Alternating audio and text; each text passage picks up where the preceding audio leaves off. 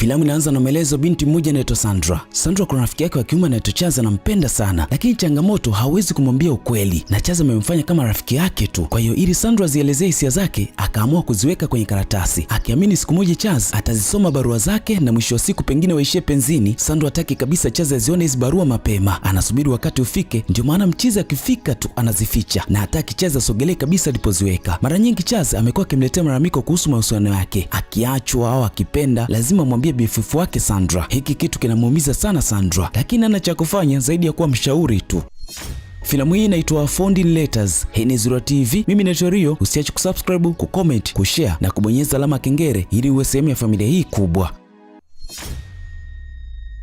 Kwenye pitapita za Chioma akakutana na barua ambayo ameiandika Sandra kuhusu Chaz. Sandra hakutaka kabisa Chioma isome, maana pengine siri ingefichuka. Wengine wanaanza kazi, ndoa, wao uko bize kuandika barua tu. Sandra, Chioma na Chaz wanasoma chuo kimoja na wanatarajia kuhitimu ndani ya siku 3 hizi. Anachofia Sandra akimwambia Chaz ukweli pengine ataharibu kabisa urafiki wao. Vipi akihisi ni utani? Vipi kama nakupenda pia? Vipi hiyo? Sandra na Chaz wamesoma pamoja kuanzia sekondari hadi chuo. Kwa muda wote huo wameishi kama marafiki tu. Sandra anawajua wanawake wote wa Chaz ambao amewahi kuwa nao. Kwa hiyo hiki kitu kinamuumiza sana kichwa. Lakini cha kushangaza, Chaz hajawahi kudumu na mpenzi. Anakaa nao muda kidogo, penzi linakufa. Mtu ambaye anampigia kumshauri ni Sandra bana. Kuna wakati anatamani amwambie lakini anashindwa. Atafanya nini sasa hapa? Chioma akamwambia ampe zile barua ambazo ameziandika na amwambie anavyojisikia kuhusu moyo wake. Huu ukawa ni mtihani mwingine kwa Sandra. Atampaje hizo barua? Huyu mchizi anaitwa Gideon, anapenda sana kusoma vitabu na ndoto yake kubwa ni kuwa mwalimu wa literature pamoja na English. Lakini mama yake anataka akaendeshe kampuni ya usafirishaji ambayo ilianzishwa na mzee wake. Mzee wake alipofariki, kampuni akaiacha chini ya uangalizi wa mjomba wake, ili mchizi sasa kikua aiendeleze hiyo kampuni. Mama amepambana sana kumshawishi mchizi, lakini mwana hataki kabisa kujihusisha na kampuni. Anachokitaka yeye ni kutimiza ndoto yake tu ya kuwa mwalimu wa English pamoja na literature. Gideon ana mwanamke wake ambaye anampenda sana, lakini tatizo lake hapendi vitu ambavyo anavifanya mchizi. Yeye ni mtu wa mtandaoni sana, muda wote akiona kitu lazima aje kumshirikisha mchizi. Gideon anamshauri sana wasome vitabu pamoja, lakini anasema kupitia mtandao anajifunza vingi mno kama amesoma vitabu tu, kwa hiyo haina haja kwake kusoma vitabu. Mama leo amemfuata Gideon kumpa taarifa kuwa kuna gari yao moja imepata ajali kidogo iwake moto. Nilifikiri mjomba Chuka ameshughulikia hilo. Mama akasema mjomba Chuka amekuwa akinunua magari mabovu kwa bei ndogo, hayakaguliwi kwa sababu yote ni feki yale. Mafundi wamesema zile injini zimeharibika miezi mingi nyuma. Anawezaje kufanya hivyo? Mjomba wako anapenda kutengeneza pesa za haraka, na pesa za haraka zinaua kampuni ambayo baba yako amelitengeneza kuanzia chini. Kama Chuka akiendelea kuiendesha ile biashara, haitakufa tu, tutaanguka kwenye madeni mazito. Benki hazitasubiri kitu chochote kile. Najua ukianza kupiga simu hapa utaziogopa simu zao. Mama, nilikwambia sitaki kufanya hivi. Mimi nataka kuwa mwalimu na sijui namna ya kuendesha biashara ya mabasi. Mama akamwambia anapaswa pambania alichokiacha baba yake, la sivyo kitapotea chote. Huku Sandra anaandika barua yake ya mwisho kuhusu Chaz. Anasema hii barua yangu ya mwisho, sio kwamba hisia zangu zimeisha, lakini sitaki kujificha kupitia maandishi. Unajua nimekupenda tangu sekondari Nilijua upendo utaisha, lakini ilipofika chuo tu upendo kaongezeka zaidi. Sandra amekuwa akivutiwa sana na Chaz kwenye kila kitu. Wakienda chuoni pamoja, darasani anavyotabasamu, vyote vinamchanganya sana Sandra. Anasema maandishi yanaongea kila ambacho mdomo umeshindwa kusema, na hii barua yake ni ya mwisho kwa Chaz. Kwa kuwa leo ni siku ya kuondoka chuoni, Chaz lazima atakuja kumwaga BFF wake. Sandra akapanga kabisa hapo atampa barua zote hizi. Akizisomaga huko mbele, basi atajua namna ambavyo Sandra anampenda mchizi. Muda kuondoka ulipofika, Sandra akaanza kufungasha mizigo yake hapa. Kweli bana, mwana akafika hapa chumbani kwa Sandra, lakini alikuwa na haraka kinoma, akapitiliza moja kwa moja chooni. Sandra akaona huu ndo muda sahihi wa kumpa barua zake zote yani. Mchizi alipotoka tu akakutana na simu ya mpenzi wake, alikuwa anampigia hapa, akasema anamsubiri nje. Chaz ikabidi asepe chap chap. Kwa hiyo Sandra akawa hana namna tena ya kumpa barua mchizi, lakini mchizi ameacha mabegi yake hapa. Sandra akaona isiwe kesi, akaziweka barua zote kwenye begi dogo la Chaz. Lengo lake akifika huko mbele atafunguaga, basi atakutana nazo, na kama akizisoma basi yeye ndo ataamua kama atakuwa wapenzi au ataendelea kuwa marafiki. Magari ambayo Chaz ameyatumia kusafiria ni ya kampuni ya baba yake Gideon. Alipofika stendi akashuka, kasahau begi lake dogo kwenye gari,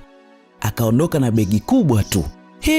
siku na barua za Sandra humo. Huku Gideon ameanza kazi kwa mara ya kwanza hapo ofisini. Mjomba Chuka akashangaa kinoma kumkuta Gideon ofisini. Mjomba akamtaka mchizi atoke kwenye kiti chake. Gideon akasema hiki ndo kiti ambacho anastahili. Huo ni uongo. Kakaangu ambaye ni baba yako wewe alinipa hili kampuni hadi utakapokuwa wewe tayari kuliongoza. Mchizi akasema yuko tayari kwa sasa. Nani amesema uko tayari? Sihitaji mtu yeyote anifanyie maamuzi. Nafanya mwenyewe sasa hivi. Sihitaji yeyote niambie wapi pa kukaa kwenye kampuni ya mzee wangu. Mimi ndo napaswa kukuambia wewe kama uko tayari. Mjomba yupo tayari kuachia kiti. Amezoea kula vizuri. Sasa wenye mali wamekuja mjini. Alimaindi huyo. Huku Sandra ndo amefika nyumbani. Anaishi na mdogo wake wa kike anaitwa Stella. Vipi kuhusu Chaz? Mna date au bado marafiki? Hili swali linamkera sana Sandra. Hajapumzika, akafikishwa kwenye swali gumu yani. Hajapumua vizuri, hajafanya chochote. Akasema ni marafiki tu.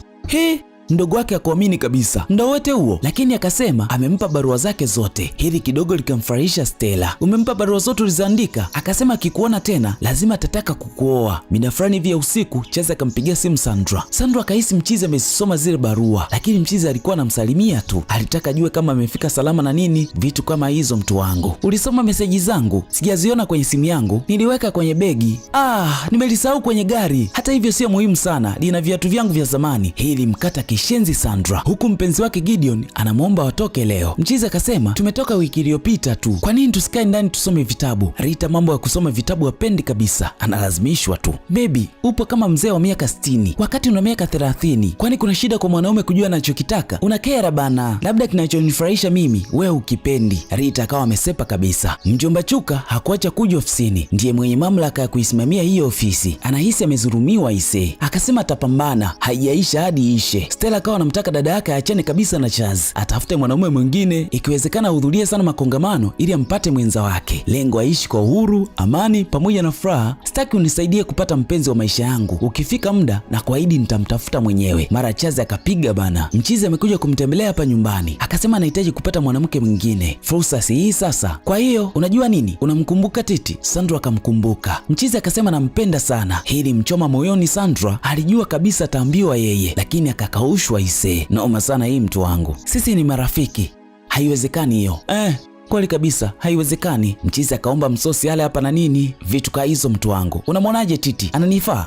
Anakufaa. Inaumiza sana hii. Sema najikaza tu Sandra. Maisha ya Gideon muda wote anasoma vitabu tu, kitu ambacho Rita kipendi kabisa. Rita anatamani sana kuolewa na Gideon, maana wamekaa kwenye mahusiano kwa takriban miaka 2 hivi, lakini Gideon bado hajaamua kuoa kwa sasa. Akikamilisha mipango yake tu basi ataoa. Haujasema utanioa, umesema utaoa. Hivyo tu, labda kwa sababu sina uhakika kama unachokitaka ndo ninakitaka pia. Kwa hiyo miaka yangu 2 ilikuwa ya nini kwako? Ya majaribio au? Mchizi hataki kabisa hata kuongelea ndoa na Rita. Hata usijisumbue, upo tayari kukaa na kitabu kuliko mimi, labda kwa sababu vitabu havinifokei. Rita naitaka sana hii ndoa, lakini Gideon hayupo tayari kwa sasa. Rafiki yake Sandra amekuja na habari njema kuwa amevishwa pete ya uchumba. Basi shangwe lilikuwa ni kubwa sana hapa. Vipi kuhusu wewe na Chaz? Alisoma barua? Sandra akakosa majibu hapa. Akasema hakusoma kwa sababu alipoteza begi lake ambalo alikuwa ameweka zile barua.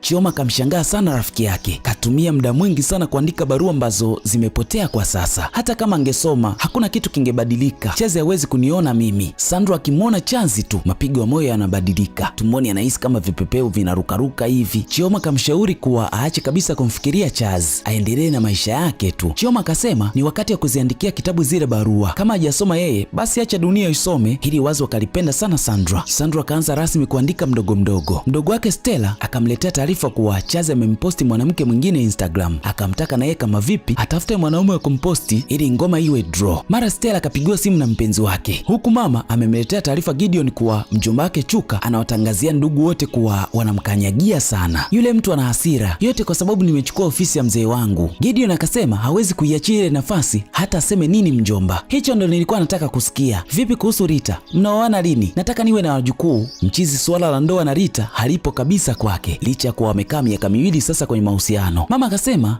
hakuna mtu anayeingia kwenye ndoa anajua kila kitu, cha msingi uwe na amani ya moyo tu. Upande wa Chaz huku amekuja kumtembelea tena Sandra. Urafiki wao haupo kama zamani kwa sasa, kwa sababu Sandra yuko busy sana kuandika vitabu na hataki Chaz asome hadi pale ambapo kitapokuja kutoka. Chaz akasema kuna rafiki yangu anakupenda, kwa hiyo nitakukutanisha naye. Mchizi akalazimisha sana kwa sababu Sandra hana bwana kwa sasa. Sasa itakuwaje? Mtu anayempenda kamtafutia mpenzi mwingine, akampa hizi story Chioma. Sitaki kwenda. Hutaki kweli? Wewe ni kichaa. Ala, nikafanya nini sasa huko? Chioma kamtaka aenda amependeza haswa, apige perfume ya maana, avae wigi kali, akaenjoy na Abel kama mwisho wa dunia, amwonyeshe Chazi alichokikosa. Hautakiwi uonekane rafiki, bali mwanamke anahitaji kuwa naye. Unasema kirahisi tu, ni rahisi. Huku Rita amekuja na furaha kinoma, ametoka kupima kakutwa na ujauzito ise. Hizi taarifa hakuzipenda kabisa Gideon, hataki kuingia kwenye ndoa na Rita ise, lakini Rita anahangaika sana, anahitaji mno kuolewa na Gideon. Basi bana, Sandro akafika eneo la tukio, akakutana na Abel pamoja na Titi. Abel mwenyewe alipagawa na uzuri wa Sandra hadi akawa anatetemeka hapa, huku Chazi na pisi yake wanakula juisi hadharani. Sandra anaongea na Abel lakini akili yake ipo kwa Chazi muda wote. Mapenzi mabaya ise. Wivu ulipozidi akaomba atoke kidogo. Sandra na mawazo kinoma ise, kila akijaribu kujizuia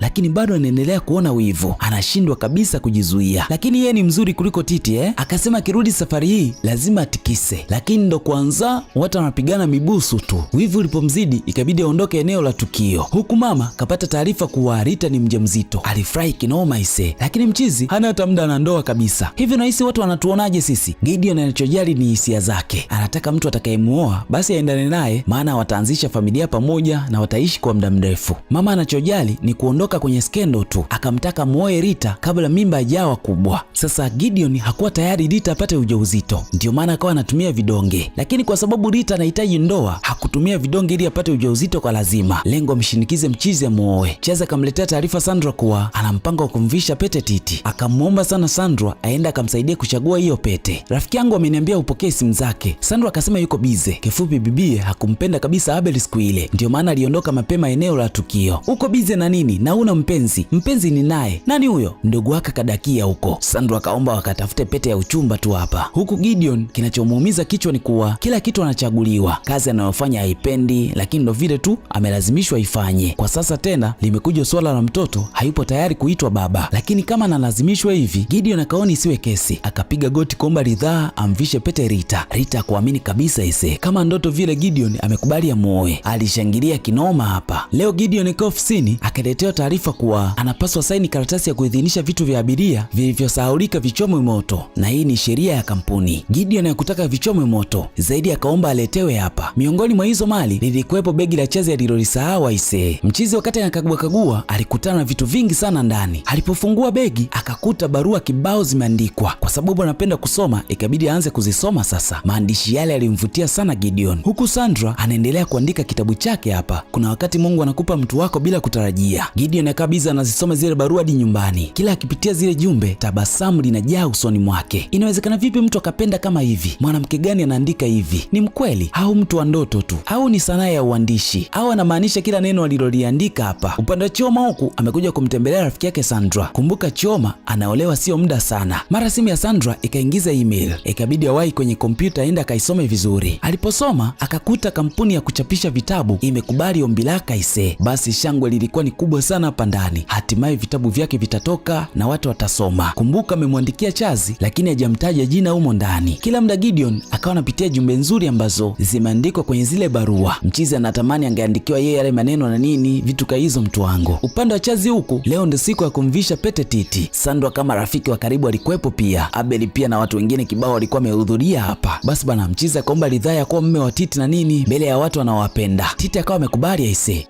Mchizi akamvisha pete bibia kwenye kidole chake bana. Abel akamtoa chocho Sandra ili wazungumze kidogo, maana amekuwa akimkwepa kila mara. Sandra akasema yuko busy sana siku hizi. Nikwambie tu kwamba kama mwanamke akutaki na anaogopa kukuambia, basi kila ukimwomba mtoke au mkutane lazima aseme yuko busy. Ukikutana na hii hali jua kabisa huyo mwanamke hajavutiwa na wewe. Lakini Sandra akawa mkweli tu, akasema hayupo tayari kuanzisha mahusiano kwa sasa. Sawa, ukiwa tayari utanizingatia, nikifika hicho kipindi nitakuzingatia. Mchizi akaelewa bana. Huku Gideon barua za Sandra zimekuwa chakula bora kwake, lakini Rita muda wote anawaza ndoa tu na ana mpango wa kufunga ndoa ya kimila. Mchizi akawa anamsupport hivyo hivyo tu, lengo amalize kuongea aondoke na nini yeye aendelee kusoma hapa. Rita akadishtukia hilo, akasema tangu ameanza kusoma hiki kitabu amekuwa mkimya sana, kama anafanya mapenzi na kitabu hivi. Mchizi akasema watapanga pamoja hii ndoa wala asiwe na shaka kabisa. Baada ya kitabu cha Sandra kutoka, zaidi ya kopi 100,000 zimeuzwa sokoni ndani ya wiki 3 tu.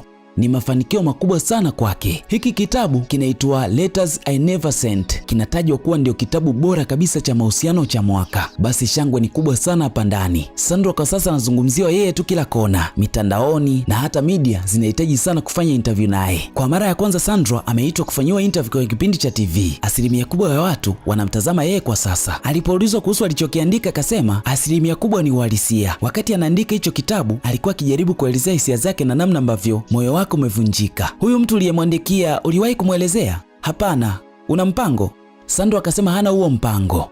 Upande pili huku wakati Gideon anakula akapea taarifa na Rita kuwa kuna msichana anatembea sana mtandaoni. Alimwandikia barua mwanaume ambaye anampenda lakini akazigeuza hizo barua kuwa kitabu. Rita akashangaa kinoma. Nani anaweza kumpenda mwanaume zama hizi halafu anyamaze tu asimwambie? Kama unampenda mwambie, rahisi tu. Gideon akauliza jina. Rita akamwonyesha. Unapaswa ununue hicho kitabu usome halafu nisimulie, sawa? Maana nataka kwenda kubishana na watu kwenye comment tu na watajua kama nimekisoma vile. Mchiza kama amekubali kufanya hivyo bana. Licha kuwa Chazi hapendi kusoma vitabu lakini hiki atakisoma. Huyo mwanaume mwenye bahati ni nani? Maana sijawahi kabisa kukuona na mpenzi wewe. Ni mwanaume kwenye ndoto zangu tu. Usijali sana. Ni hisia zangu tu nimezielezea. Huku kwa Gideon kilichomchanganya zaidi ni kuwa kilichoandikwa kwenye barua ndicho kimeandikwa kwenye kitabu. Haelewi ni mwanaume gani ambaye anaweza kuepuka aina hii ya upendo. Ikabidi ajue zaidi kuhusu mwandishi wa hiki kitabu na hizi barua. Hata aliposikiliza interview yake, maneno ni yale yale. Leo Sandra amepokea mzigo kutoka kwa mtu asiyemjua.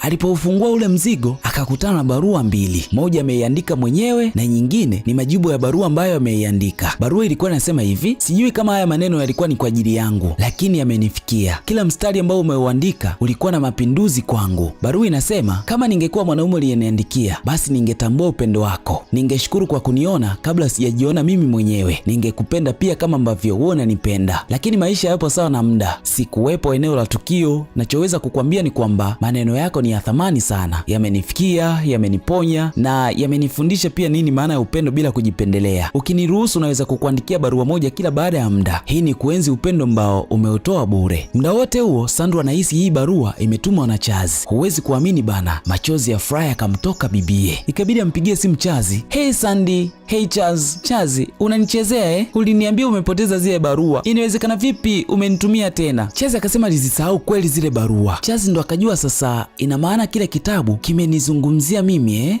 He, Sandy akapotezea. Akasema ilikuwa ni zamani sana. Sahau kuhusu hilo. Chazi haelewi. Sandra akasema ilikuwa zamani, ikabidi apotezee maada sasa. He, inauma hiyo eh? Sasa nani ametuma hizi barua? Swali liko hapo mtu wangu. Huku Gideon akaomba mambo ya ndoa yasimamishwe kwanza. Kuna mambo anahitaji kuyaweka sawa. Kifupi ni kuwa amejikuta anampenda sana Sandra. Kwa hiyo akiendelea na hili jambo litamtesa. Anachodai ni kuwa anahitaji muda kwa sasa. Gideon akawa anatuma barua kama mvua kwa Sandra. Anahakikisha barua zote za Sandra anazijibu. Noma sana hii mtu wangu. Sandra bado haelewi nani anayezituma hizi barua. Maana zinakuja na maneno matamu sana ambayo hakutegemea kabisa. Kwa sababu Gideon anapenda sana kusoma vitabu, anajiona amempata mwanamke ambaye ni sahihi kwenye maisha yake kwa sababu anapenda kila ambacho yeye anakipenda. Mama alipopata taarifa za kuahirishwa kwa ndoa akammaindi sana mwanae, lakini Gideon hayupo tayari kwa sasa. Umemvisha pete na amebeba mtoto wako. Familia zote zinasubiri kwa sasa. Unaongea nini wewe? Nilimwambia tangu mwanzo sipo tayari. Alichokifanya akajitegesha akapata mimba. Sasa hivi kila mmoja analazimisha kwenda madhabahuni. Kama anafuata kitu kizuri vile kwa sababu ni chaguo lako, kuwa mwanaume, chukua majukumu yako. Gideon hataki kabisa ushauri wote ule kwenye hili. Mama akasema, nakuombea Gideon mwanangu, ili uwe na nyumba nzuri, uwe na mtu ambaye atasimama na wewe. Unajua ni ngumu kiasi gani kumlea mtoto peke yako. Unataka kuvunja moyo wa Rita, si ndio? Unataka kututia kwenye aibu. Unataka kunikwaza baada ya yote ambayo nimekufanyia, si ndio? Mama, sijasema sitaki kumuoa. Nachosema nahitaji muda. Nahitaji kulifikiria hili. Sitaki kufanya hili kwa sababu kila mtu anataka nifanye. Mama akasema anachotaka awe salama tu. Leo Gideon ameleta mwenyewe hizi barua. Akakutana uso kwa macho na Sandra. Mchizi akasema yeye ndo huwa anaandika hizo barua. Amemfundisha upendo na nampenda sana. Nimesubiri sana huu upendo. Mtu atakayekuja kunipenda kama hivi. Kumbe Gideon alikuwa anaota bana.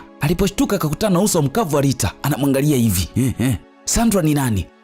Kumbe alikuwa anaota kwa sauti bana. Majibu hana hapa. Rita kahisi pengine Sandra ndio amesababisha hata ndoa yao yaahirishwe. Mwana majibu hana kabisa. Muda wote Gideon akawa anaangalia interview ya Sandra tu. Kifupi Mchizi anampenda sana bibie. Hata yeye anajishangaa anawezaje kumpenda mtu ambaye hajawahi kukutana naye. Akasema ni kwa mara ya kwanza anajisikia vizuri tangu mzee wake afariki. Kila akiandika barua ni mbovu. Aliandika sana, kila akianza tu anashindwa. Mwisho akaandika kuwa sijui kama nina haki ya kukufikia, lakini maneno yako yameshanifikia. Nilikutana na barua zako kwa bahati mbaya, lakini labda dunia ilichoka kunificha. Gideon alilia sana humo ndani. Kama ningekuwa mimi nisingeweza ise. Maandishi ni mengi mno. Gideon akasema barua zake zimembadilisha sana. Mwisho akaomba waonane Jumapili wakati ambao malaika wanatazama, hali ya hewa imetulia ili asikie mapigo ya moyo wake vizuri. Gideon akajiandaa tayari kwenda kuonana na Sandra. Kabeba na zawadi zake kabisa hapa. Kwa hiyo hivyo ndio ilivyo, si ndio? Niliondoka hapa nimekasirika. Ukapotezea. Rita, siwezi kuongea sasa hivi. Kuna mahali muhimu sana naenda. Wapi huko? Gideon, wapi pa muhimu zaidi ya kurekebisha penzi letu? Haupokei simu zangu, unawapuuzia wazazi wangu. Hata mama yako pia anasema uongei naye. Mchizi akasema hana maelezo kwa sasa. Anahitaji muda wa kufikiria. Muda? Nimebeba mtoto wako. Hautaki kupotea wala kufikiria. Unapaswa kumaliza ulichokianzisha. Niambie Gideon, Sandra ni nani?